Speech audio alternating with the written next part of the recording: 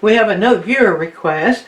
This person says, will you please do a quick tip that shows how to use value to show depth? Well, there are two ways that value can show depth, and it just might surprise you.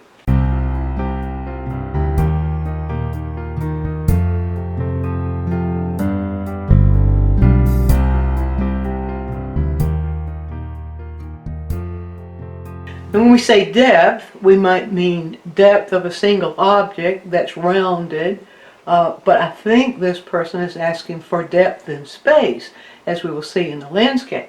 So I've got a landscape here. Now we know that a landscape is going to vary so many ways depending on where we are and depending on the landscape itself. Just how far into the distance are we looking? Well, you depend upon your observation to show you these things. So let's look at this photograph. Here I have the photograph in focus for you, and here I have the photograph out of focus. Now I did that because we can actually see depth better, or see how value is creating depth better if we squint our eyes to throw things out of focus. And what do we see when we do that? Well, I said at the beginning that there are two ways that value shows depth. One is gradation. This is what value does. It's an active principle. It's not our element. It's not passive. It's not that that's just value and that's the way we do it. It's when we put value down, this is what value is doing. So value is gradating into distance, and we can see it in this lower photograph here. We can see that there is gradation that moves gradually dark to lighter and then dark to lighter. So gradation is going to show depth, but that's not all.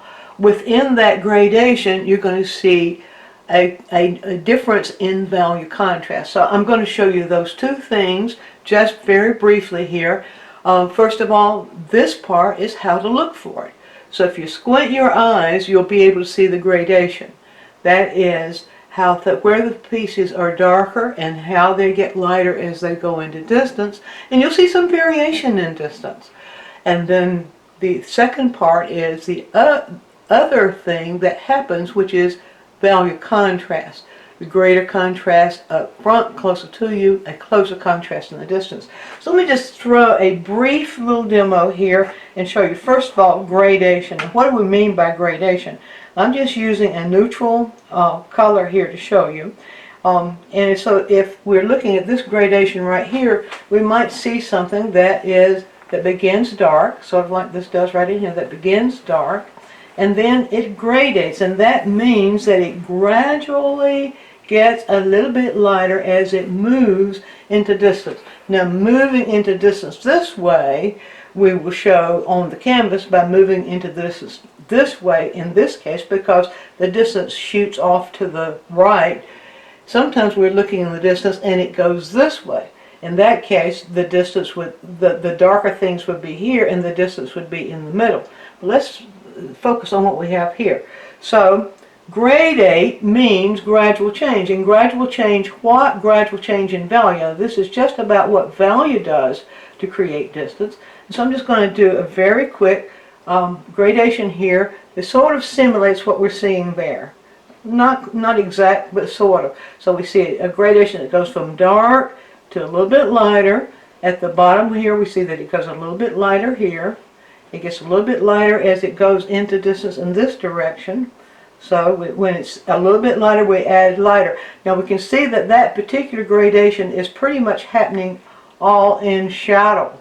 And we can see it here, that what we're seeing in these trees standing up is pretty much happening all in shadow. So in that case, that gradation is going to move from a dark gradually towards a light, but it's not going to get past what we would call a shadow value.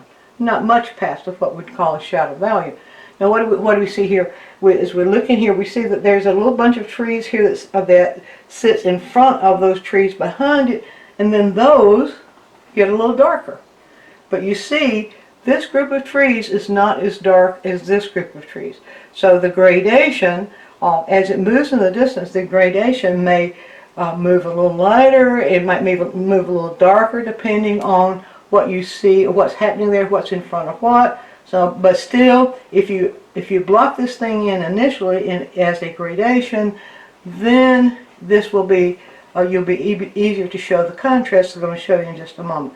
So here we go again, continuing that gradation. Now, I'm not going to do anything with the sky. We're looking just at the showing of depth of the landscape itself. So just a little bit lighter, a little bit lighter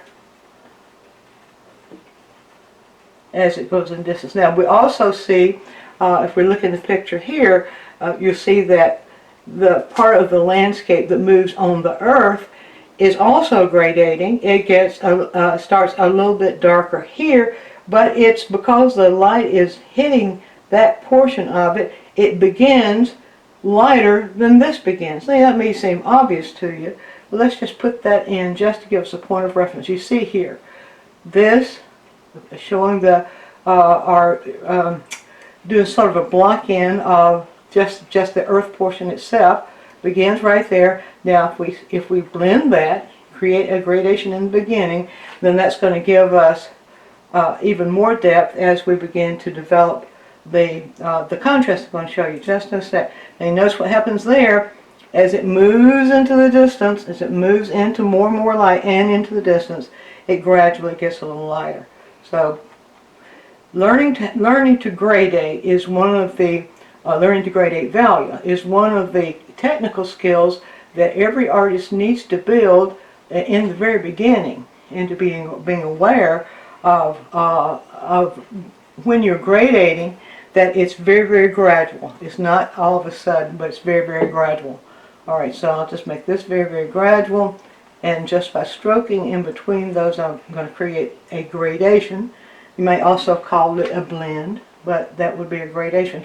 Now I have something of what you see just in this area right in here, gradating from darker to a little bit lighter. Let's get that gradation a little bit more smooth right here, right in there.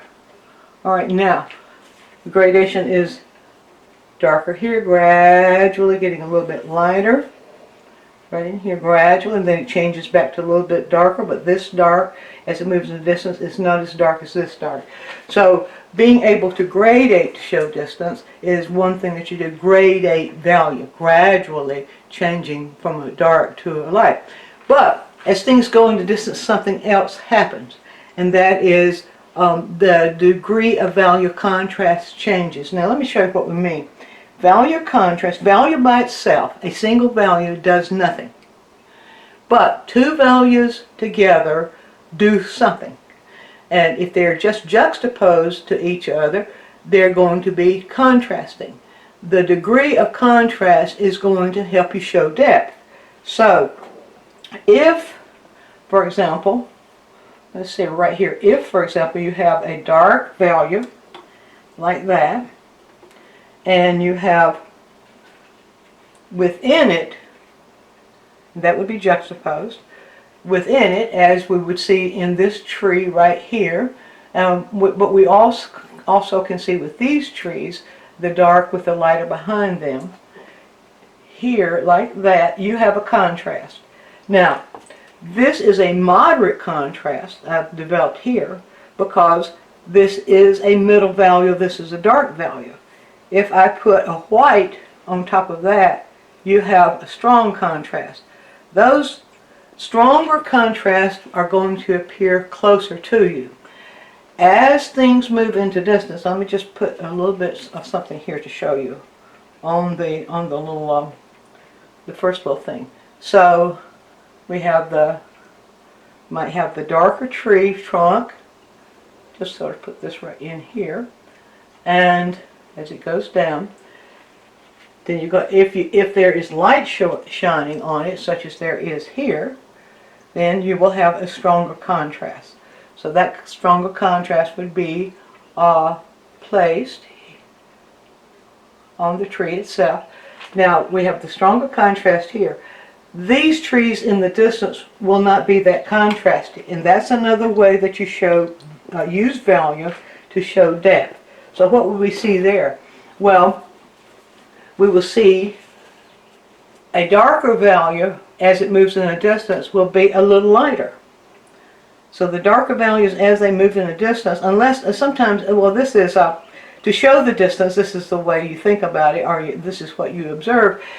You will see other things happening too, but let's just focus just on what values do to create distance. So you see I have a darker value here, a value here that's darker than the area around it, like this, but it's not as dark as this is. Now, to show the light on that tree as it moves in the distance, I'll make it just a little bit lighter, darker, a little bit darker than the light I see here. So I have less contrast as things move in the distance. Get that just a little bit better stated right there. Alright, so you can see the contrast there is closer, so that makes it feel like it's going into distance. Now, in the very, very distance, you won't see contrast at all. So in the very, very distance, or you won't see on those trees, you won't see contrast at all. So if I'm showing trees in the very distance there, we might see them very slightly darker than the area around them. Something like that as they come down. But we can see that they feel like they're moving the distance, but like in this part of the photograph and also in here, you don't see the value contrast on those trees themselves. So you're depending upon gradation there to carry you into distance. Now that's just a basic principle. I'm not going to try to do a demonstration of the whole scene because that's not the purpose of this. It's a basic principle to make you aware of the two things that value can do to help show depth or show distance, and that simply is both gradation, moving from darker to gradually lighter as it moves in distance, and controlling the value contrast, meaning that whatever you see in front of you is going to have a stronger value contrast than things will as they move into the distance. And in the greater distance, you probably won't see very much contrast at all. Hope you enjoyed this quick tip. If you have questions or a suggestion for a quick tip, leave us a comment right down here in the YouTube comment box. And take a trip over to DianneMize.com and look at all the things we have there for you, including full-length video tutorials. And while you're there, sign up for our newsletter so you'll always be informed of our latest adventures. And thanks for watching.